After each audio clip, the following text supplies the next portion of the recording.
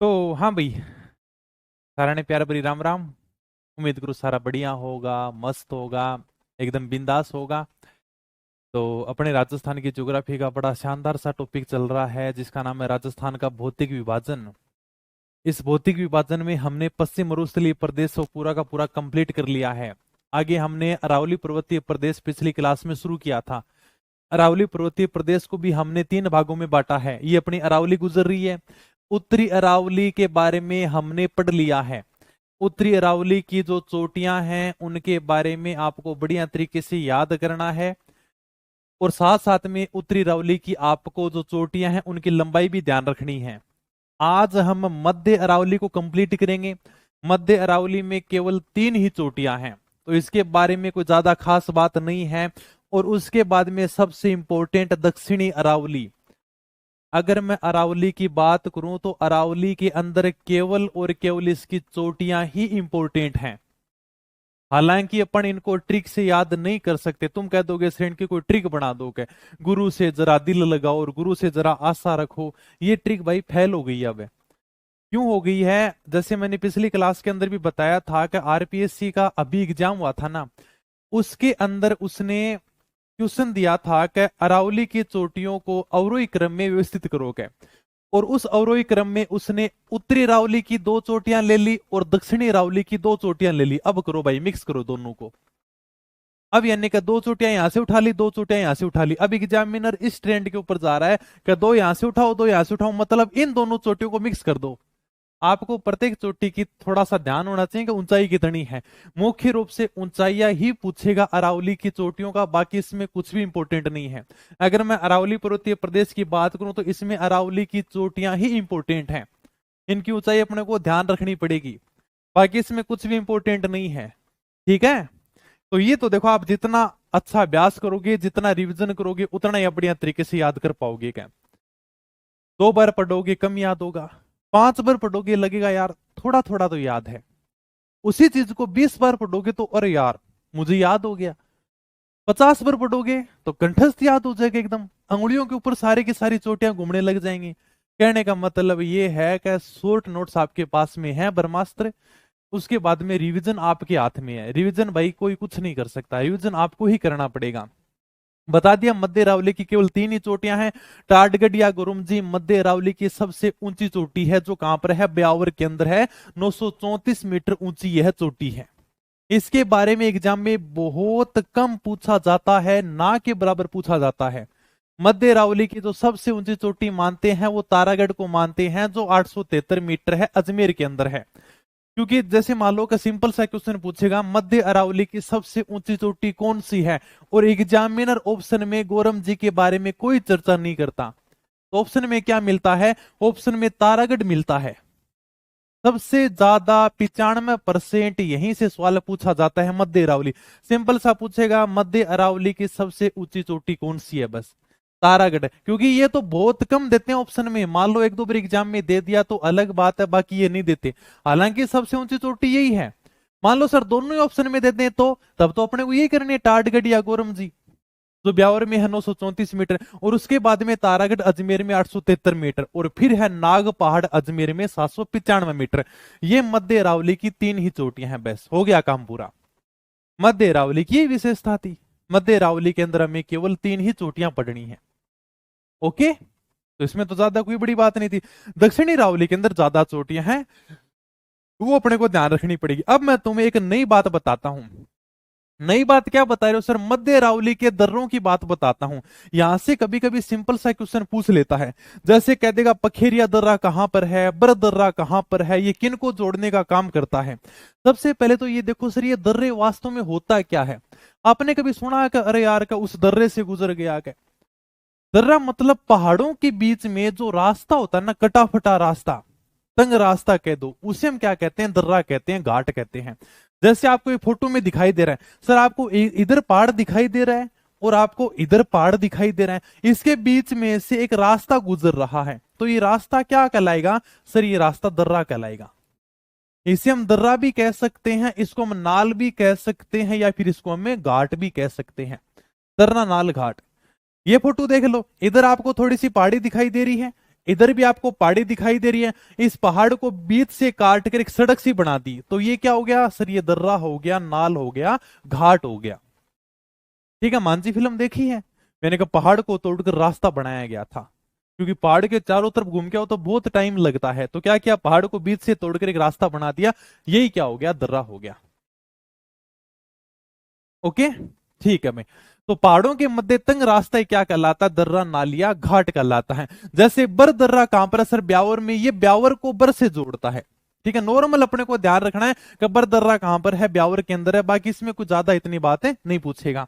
पखेरिया दर्रा कहां पर है, ब्यावर में, ब्यावर से मसूदा मार्ग को जोड़ने का काम में करता है। ठीक है, बाकी सिंपल सा आता, पखेरिया दर्रा कहां पर है। हालांकि यहां से बहुत कम क्वेश्चन आते हैं, ज्यादा क्वेश्चन तो देखो चोटियों से ही पूछेगा, बाकी फिर भी अपने को ध्यान रखना है, मान लो दर्रे से सवाल आ भी जाए तो अपना गलत नहीं होना चाहिए भाई। ओके सर, शिवपुरा घाट कहां पर है, ब्यावर के अंदर है, ये देख लो भाई, शिवपुरा घाट आपको फोटो में भी देखने को मिल जाएगा। ये पहाड़ियां दिख रही हैं आपको, हाँ सर, और इन पहाड़ियों के बीच में आपको ये तंग इधर कटा फटा रास्ता दिखाई दे रहा है, तो ये क्या है, शिवपुरा घाट हो गया ब्यावर में। सुर्रा घाट कहां पर है सर, सुर्रा घाट दर्रा भी ब्यावर के अंदर है। गोरम घाट दर्रा राजसमंद में है, बहुत शानदार है, अगर कभी मौका मिले तो घूमने के लिए जरूर जाना भी गोरम घाट। ठीक है, इसको आजकल राजस्थान का दार्जिलिंग भी कहने लगे। बहुत शानदार जगह है, पहाड़ों के बीच से एक ट्रेन गुजरती है और यहाँ पर लोग गर्मियों में खूब देखने के लिए जाते हैं। नौकरी लग जाओ उसके बाद में आराम से घूमने फिरने जाना। ओके, ठीक है सर। तो गोरम घाट दर्रा कहां पर है, राजसमंद में है। कामली घाट दर्रा भी कहां पर है, राजसमंद में, इसी प्रकार का गोरम घाट दर्रा। इस प्रकार से पहाड़ों के बीच से ट्रेन गुजरती है, मतलब पहाड़ों के अंदर एक रास्ता हो गया, तो यहाँ पर लोग घूमने के लिए जाते हैं ट्रेन में बैठकर, तो एक नजारा बड़ा शानदार होता देखने वाला। कामली घाट दर्रा कहां पर है, राजसमंदी में। बस मध्य अरावली के इतने ही दर्रे हैं, तो अपने को सिंपल से इनके नाम ध्यान रखने हैं। ओके, अनोख लगने के बाद घूमना भाई, मैं भी बाद में घुमा हूं, पहले कहाँ मौका मिलता, पहले तो उदयपुर भी एक सपना था यार के, किताबों में पढ़ते झीलों की नगरी, यार झील कैसी होती होंगी, चूरू वाले तो जानते ही नहीं झीलें क्या होती हैं, नदियां क्या होती हैं, बेचारों ने कभी देखी नहीं, तो हमारे लिए तो एक सपना ही था कि झीलें क्या है, नदियां क्या है, पहाड़ क्या है, पहाड़ियां भी इतनी देखने को नहीं मिलती रावली वाली। तो चूरू में फेमस क्या है, चूरू में बस एक ही चीज फेमस है, चूरू का किला, जहां से चांदी के गोले दागे गए थे, बाकी और कोई ज्यादा चीज हमारी फेमस नहीं है। ओके, चलो भाई।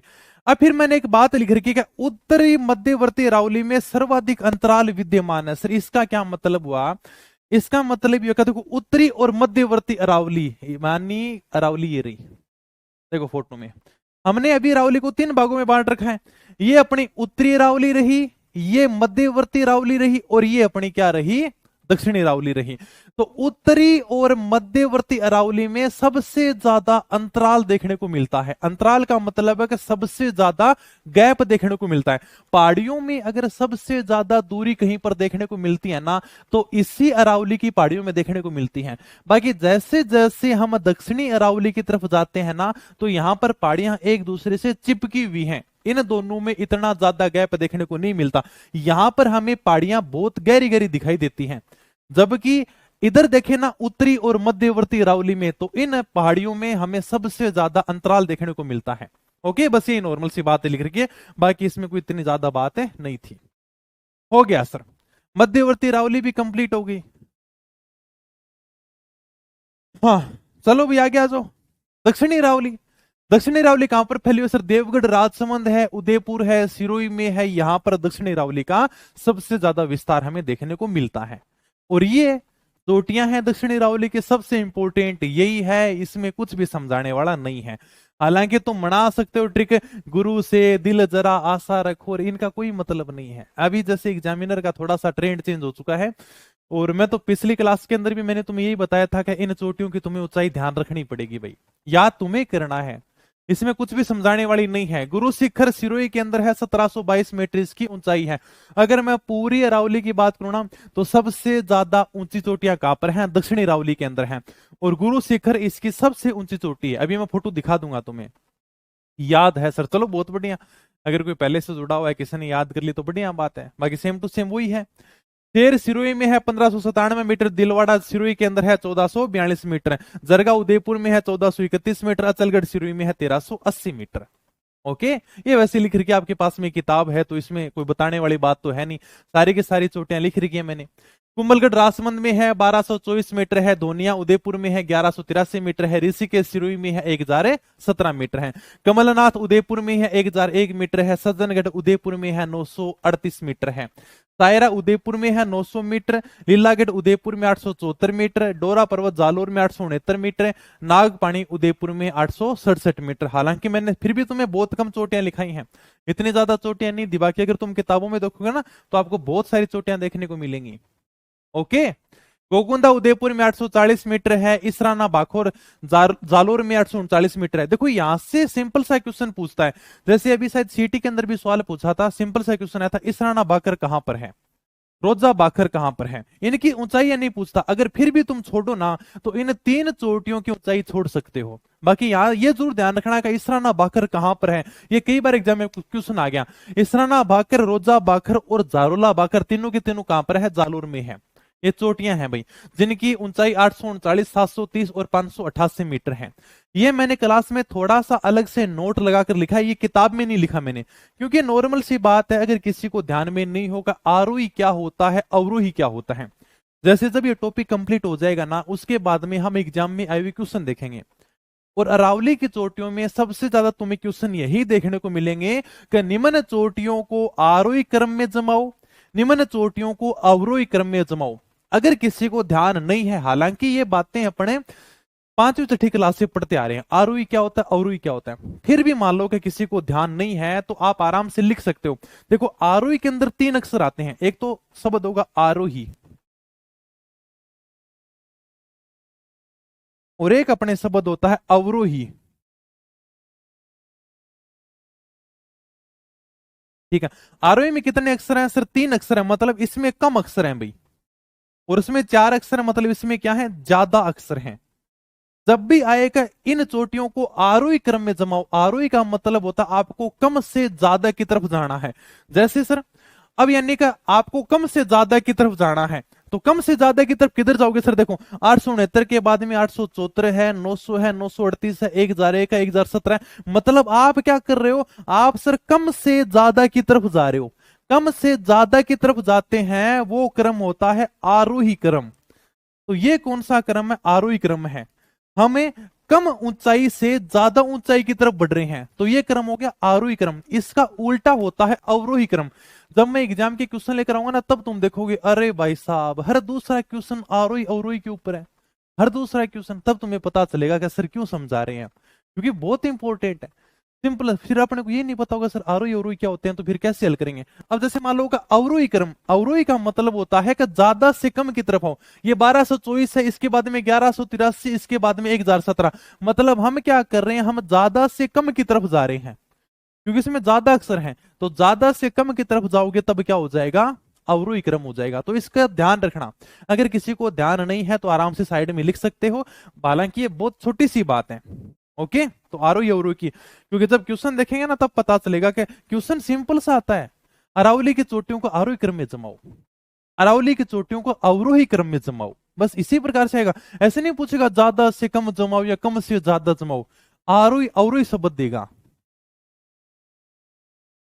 हाँ, ईओआरओ के अंदर आया था भाई, है ना, अभी थोड़े दिन पहले 15-20 दिन पहले एग्जाम हुआ था ईओआरओ का, तो उसके अंदर भी ये सवाल पूछा गया था।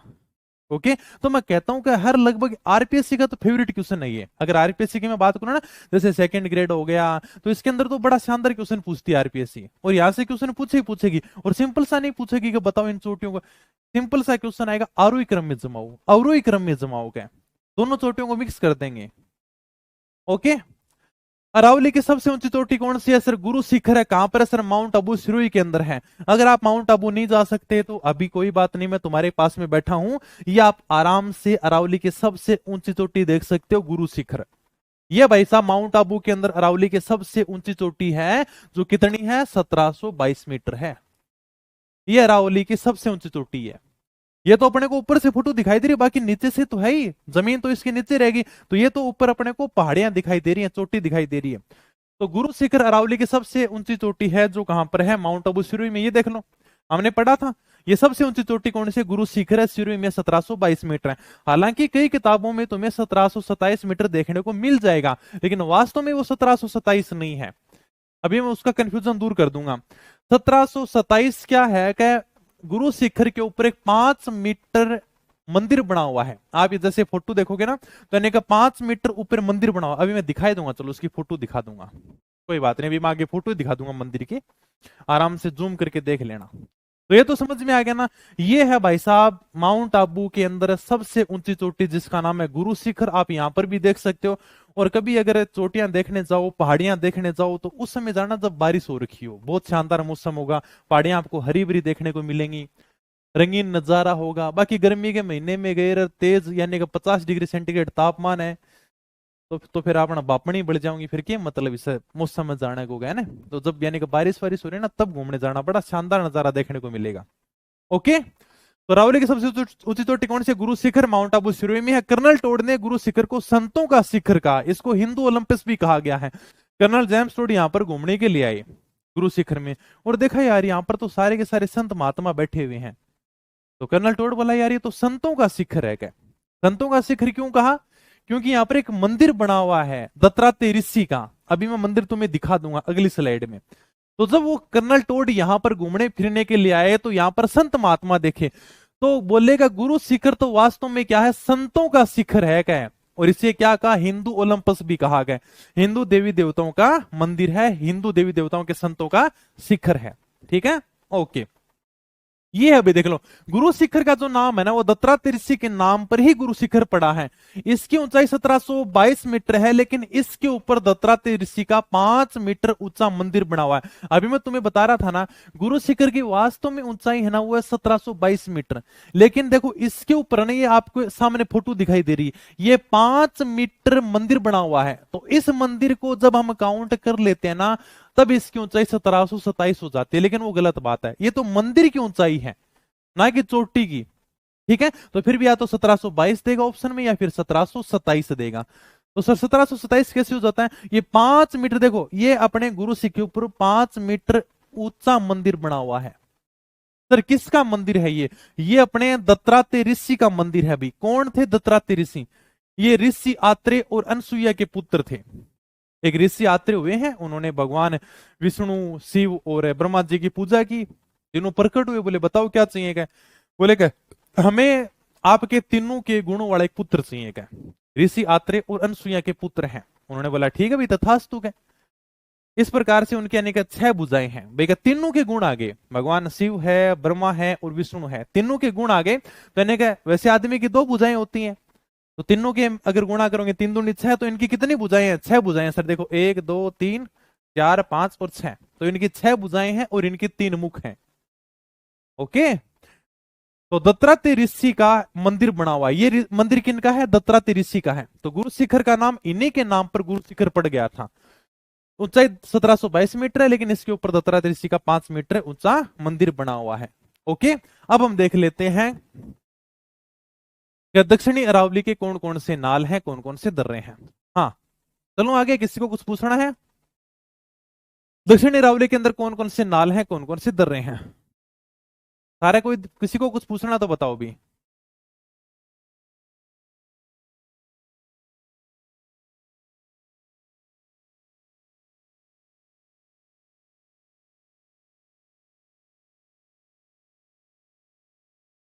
ओके चलो ठीक है, किताब बहुत अच्छी है, चलो ठीक है भाई, है ना। किताब का देखो यही फायदा है, अब सेम टू सेम कंटेंट आपको लिखने की जरूरत ही नहीं है। कंटेंट आपके हाथ में है। अब मैं कह दूंगा चलो कंटेंट को लिखो रे, लिखाना अलग रहेगा, सारी चीजें मैं तुम्हें आराम से समझा दूंगा। अब तुम एक रजिस्टर लेकर आते, उसके अंदर तुम अलग से नोट्स बनाते, पेन चलाते, ये करते वो करते, उतने का रजिस्टर आता, उतने में किताब आ गई, वो भी पूरी की पूरी कलरफुल आ गई। ना तो तुम्हें हाईलाइट करने की जरूरत है, ना तुम्हें नोट्स बनाने की जरूरत है, और साथ में किताब में तुम्हें फोटो भी देख सकते हो। ये सारी की सारी फोटो तुम्हें किताब में भी मिल जाएंगी। तो समझ लो आराम से, उसका रिवीजन करो। नोट्स बनाने से अच्छा है कि उसका रिवीजन करते रहो साथ साथ में। रिवीजन सबसे अच्छा करो, है ना। रिवीजन के बिना कुछ नहीं है भाई। बेसिक से समझाओ करो। अरे कितना बेसिक से समझाता हूं मैं, ये बताओ, ऊपर की बातें करता हूँ एकदम टावरा तेरा मंदिर दिखा रहे हो ताने। दत्तात्रेय ऋषि की फोटो भी दिखा दी मैंने। चलो आ जाओ। दक्षिणी अरावली के कौन कौन से नाल या कौन कौन से दर्रे हैं? तो ये तो समझ ही गए तुम, नाल या दर्रे क्या होता है। अभी मैंने बताया था कि पहाड़ों के बीच में जो इस प्रकार से तंग रास्ता होता है उसे क्या कहा जाता है? नाल या दर्रा कहा जाता है। जैसे ये देख लो कि ये क्या है, फुलवारी की नाल है, मतलब सर पहाड़ों से एक रास्ता गुजर रहा है, ये नाल होगी। इसका क्या नाम है सर? फुलवारी की नाल है। ओके, तो ये कहां पर सर? उदयपुर में है। ये राजस्थान की सबसे बड़ी नाल है, मतलब पहाड़ों के अंदर ये सबसे बड़ा रास्ता है ये।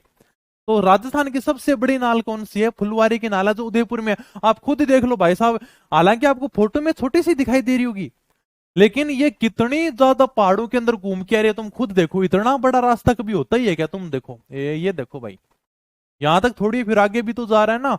अब तुम खुद ही देख लो कि पता नहीं कितनी बड़ी नाल होगी क्या। राजस्थान की सबसे बड़ी नाल है उदयपुर में। ओके, कभी आप जाओगे देखने के लिए तो आराम से इसी प्रकार के आपको देखने को मिलेंगे। तो पहाड़ों से एक रास्ता गुजर रहा है, जो राजस्थान का सबसे बड़ा रास्ता पहाड़ों के अंदर है, और उसको हमने क्या कहा? फुलवारी की नाल का, उदयपुर के अंदर है। केवड़ा की नाल कहां पर है? उदयपुर में। ये देख लो भी, केवड़ा की नाल का नजारा उदयपुर, इधर भी पहाड़ियां हैं उधर भी पहाड़ियां हैं, बीच से सरकार ने सड़क बना दी और यहां से गाड़ियां गुजर रही हैं। तो ये क्या होगी? केवड़ा की नाल होगी उदयपुर के अंदर। ठीक है सर, देबारी दर्रा कहां पर है? उदयपुर में। ये देख लो देबारी दर्रा, इधर भी आपको पहाड़ियां देखने को मिल जाएंगी, इधर भी पहाड़ियां मिल जाएंगी। अब तो क्या है कि सरकार इनका डेवलप कर रही है भी, जैसे यानी का हाईवे बना दिए खूब सारे, और ये हाईवे अब यानी का अहमदाबाद तक जोड़ दिया। देखो पहाड़ों के बीच में पहले तो कटे फटे रास्ते हुआ करते थे, लेकिन धीरे धीरे इनको बढ़िया सड़क में तब्दील किया जा रहा है, एनएच में तब्दील किया जा रहा है, फिर इन एनएच को एक शहर से दूसरे शहर में जोड़ा जा रहा है। लेकिन अभी भी देखो, इधर ही पहाड़ियां हैं उधर भी पहाड़ियां हैं, तो है तो वास्तव में पहाड़ियों के बीच में रास्ता ही। तो ये क्या होगी? देबारी दर्रा उदयपुर के अंदर हो गया अभी। ठीक है सर, चलो हाथी दर्रा उदयपुर में है। ये पिंडवाड़ा सिरोही से उदयपुर की ओर जाने वाले मार्ग पर स्थित है। अब कंफ्यूज मत होना, हाथी दर्रा अलग है, हाथी गुड्डा की नाल अलग है। पेपर में सारे के सारे ऐप के ऊपर अपलोड कर दूंगा, राजस्थान पुलिस वाले बिल्कुल फ्री, टेंशन मत लेना। राजस्थान पुलिस की जो भी तैयारी करना 2000 पिछली भर्ती आने का 2024 तक के, मैं सारे के सारे पेपर आपको निःशुल्क ऐप के ऊपर अपलोड करा दूंगा कल या परसों तक। ठीक है, मतलब ये जब से भर्ती चल रही थी ना 1997 से, 1997 से 2024 तक के सारे पेपर बिल्कुल निःशुल्क मिल जाएंगे आपको। तो इसकी मैं अपडेट डाल दूंगा टेलीग्राम पर, आपको कैसे कहां पर पेपर मिलेंगे, तो टेलीग्राम ज्वाइन कर लेना। ओके, हाँ। हाथी दर्रा कहां पर? उदयपुर में। देखो हाथी दर्रा अलग है, हाथी गुड्डा के नाल अलग है, इसलिए मैंने इन दोनों को पास पास में लिखा ताकि कंफ्यूज मत हो, कहीं लगे हाँ यार हाथी दर्रा एक ही है या फिर हाथी गुड्डा के नाल अलग है। एक मिनट,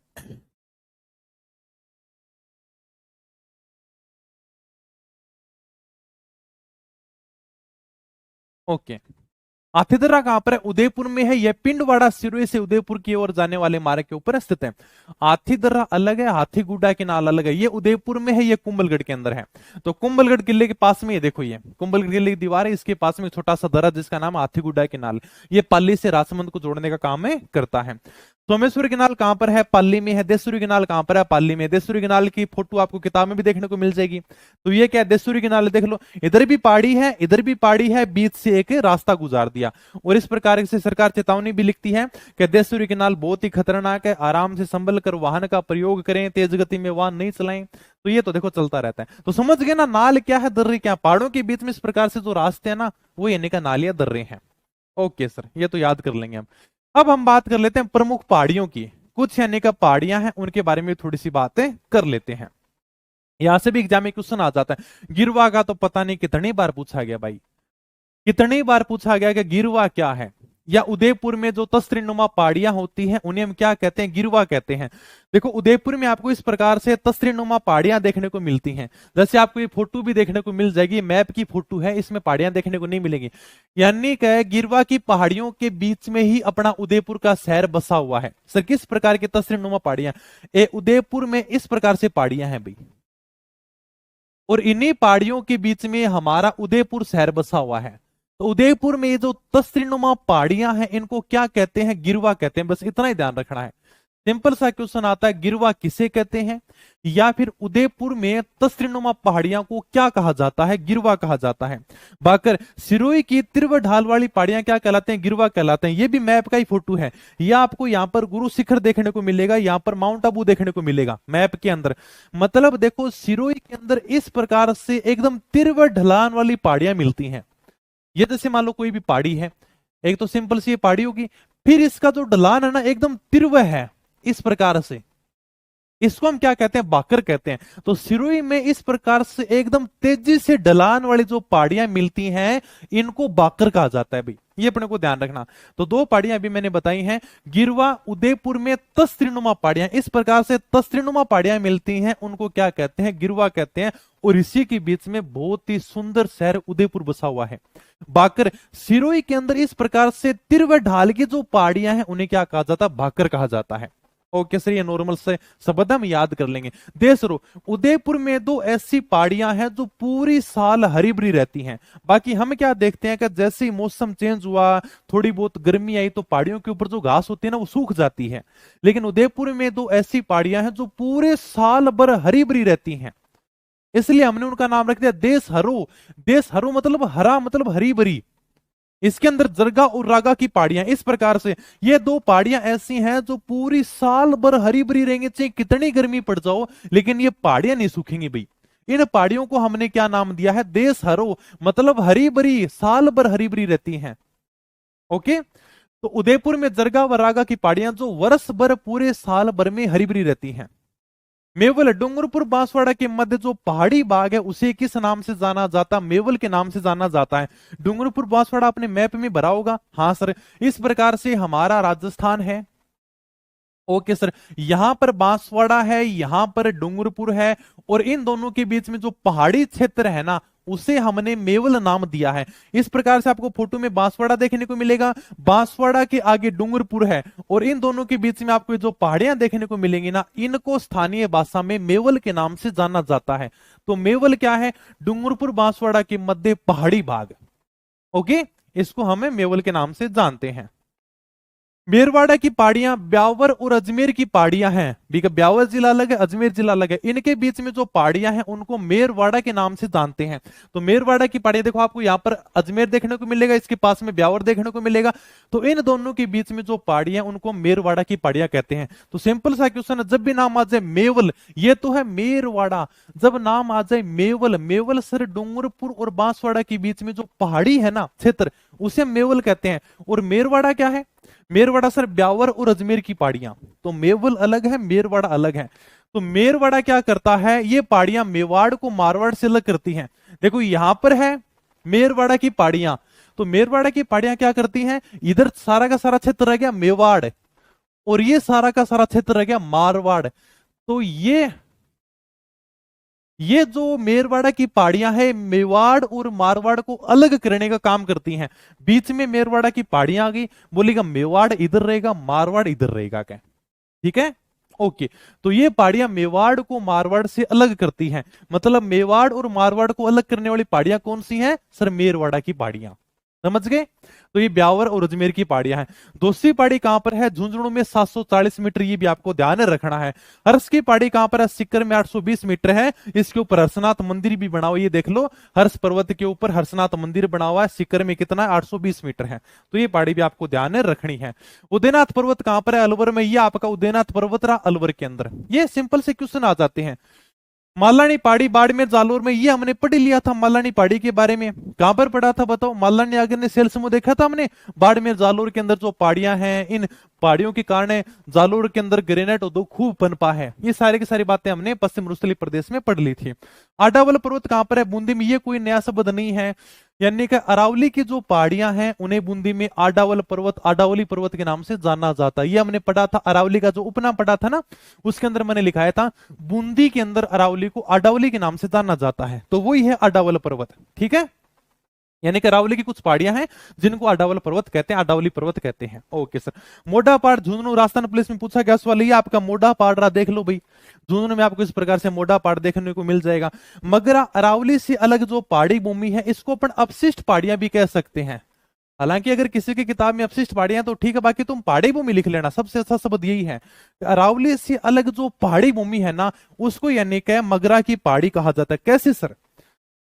जैसे मान लो कि कोटा बूंदी की तरफ जाओगे तो वहां पर अरावली की कुछ पहाड़ियां नहीं है, लेकिन कुछ पहाड़ियां वहां पर देखने को मिलेंगी।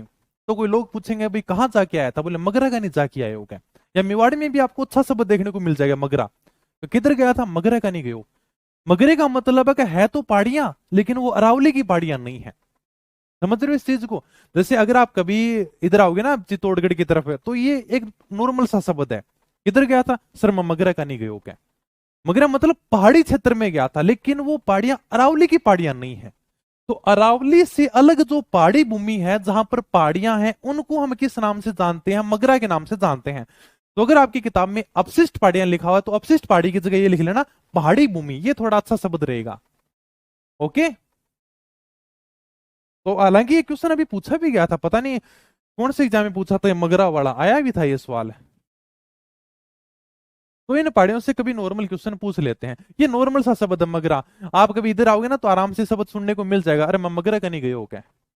मगरा मतलब पहाड़ियों की तरफ मैं घूमने फिरने के लिए गया था, लेकिन वो पहाड़ियां अरावली की नहीं है।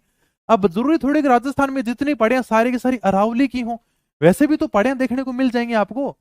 तो जो पहाड़ी अरावली की नहीं है उनको हमने मगरा नाम दिया है। ओके। तो अरावली से अलग जो पहाड़ी भूमि है उसे हम मगरा कहते हैं। इसी के साथ में आपका अरावली वाला टॉपिक का पूरा कंप्लीट हो जाता है। अब आपकी भौतिक विभाजन की केवल दो क्लासें होंगी, छोटी छोटी क्लासें होंगी। छोटी छोटी कौन सी होंगी भाई? एक तो अपने पूर्वी मैदानी प्रदेश है, नदियों वाला क्षेत्र है, एकदम छोटा सा है। और एक अपने हाड़ौती का पठार है। इसी के साथ में फिर आपका टॉपिक कंप्लीट हो जाएगा। फिर हम एग्जाम में जितने भी क्वेश्चन पूछेंगे ना, सारे के सारे क्वेश्चन लेकर आएंगे, तब आपको पता चलेगा एग्जाम में किस प्रकार के क्वेश्चन आते हैं। साथ साथ में इनको रिवीजन करते रहना। ज्योग्राफी का सबसे बड़ा टॉपिक कंप्लीट होने जा रहा है, उसके बाद में छोटे छोटे टॉपिक हैं, ज्यादा बड़ी नहीं है। लेकिन वास्तव में ये टॉपिक समझाने वाला था, बड़ा शानदार टॉपिक था। वैसे अरावली की तो कुछ चोटियां तो आपको याद करनी पड़ेंगी, उसमें तो अपन कुछ नहीं कर सकते सर, समझाओ इन चोटियों को क्या। हाँ। ओके। तो ये वैसे पहाड़ी भूमि है ना, ये थोड़ा अच्छा शब्द है। तो अपशिष्ट, अपशिष्ट भी कह सकते हैं। अपशिष्ट का मतलब भी देखो कटा फटा क्षेत्र होता है। मतलब एक है उस पहाड़ी से अलग क्षेत्र हो गया, अरावली से अलग क्षेत्र हो गया। तो अपशिष्ट भी सही शब्द है। बाकी मगरा भी पहाड़ी भूमि है कुल मिलाकर। अरावली से क्योंकि अलग मैंने लिख दिया, अगर अरावली से अलग पहाड़ी भूमि है, तो अलग का मतलब अपशिष्ट ही होता है। तो ये लिख लेना अरावली से अलग पहाड़ी भूमि, ये अच्छा शब्द है। ओके फिर। तो मिलेंगे फिर नई वीडियो में, और साथ साथ में रिवीजन करते रहना, क्योंकि तुम्हारे पास में होमवर्क बहुत हो गया है। ये जो अब तुम जो चोटियां देख रहे हो ना, इनका बढ़िया तरीके से रिवीजन करना। फिर बाकी इतनी ज्यादा चीजें याद नहीं करने, लेकिन साथ साथ में पढ़ते रहना। क्लास एक दिन धीरे धीरे कंप्लीट हो जाएंगे, तुम्हें पता ही नहीं चलेगा। 1.5 महीने बाद में को ये लो सर ज्योग्राफी तो सर ने कंप्लीट करा दी क्या। अगर साथ साथ में पढ़ते रहोगे ना, मैं कह रहा हूँ 10 मिनट निकाल लिया करो डेली की। साथ साथ क्लास देखी, क्लास के बाद में 10 मिनट उनका रिवीजन कर दो बस। फिर साथ साथ में पीछे का रिवीजन कर दो सप्ताह भर में। रिवीजन के बिना कुछ नहीं है भाई। मैं तो लास्ट में किताब उठा के कह दूंगा ये लो अपनी किताब से क्वेश्चन आ गए, फिर कहोगे यार सर हमें तो सही नहीं करके आएगा, रिवीजन ही नहीं हो पाया। तो रिवीजन करना तुम्हारे हाथ में, रिवीजन में नहीं करा सकता। हाँ ब्रह्मास्त्र काफी है। ओके। तो मिलेंगे फिर नई वीडियो में, तब तक धन्यवाद, थैंक यू, जय हिंद जय भारत।